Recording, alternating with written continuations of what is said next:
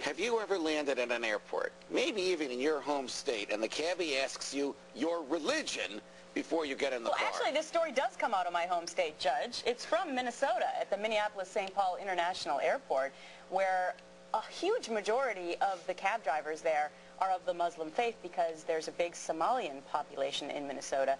And now, we've heard this story before, but it's heating up.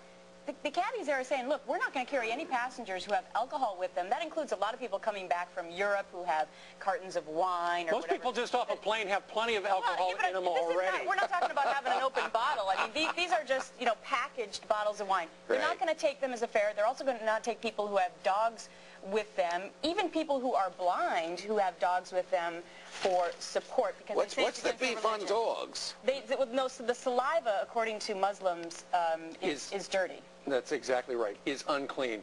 So what happened was, here's what happened.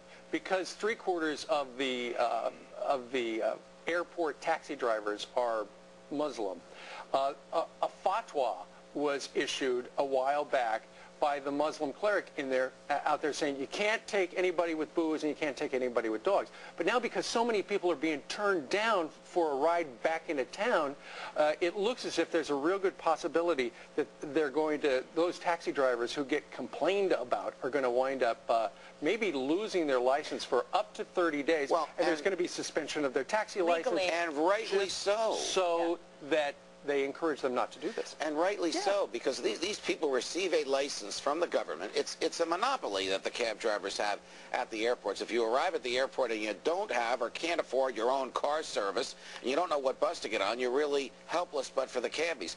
They do not have the right to make that distinction. They will lose their licenses to be cabbies before people will be allowed to stand in the airport because they've got a closed bottle of scotch in their bag. An interesting analysis from another immigrant from Poland who is a flight attendant. She lives in Minneapolis, Eva Buzek. She said, look, Buzek. When you choose to come, that's no pun intended, but when you choose to come to a different country, you make some choices. I never expected to be the same way in my homeland as it is here, so I adjusted.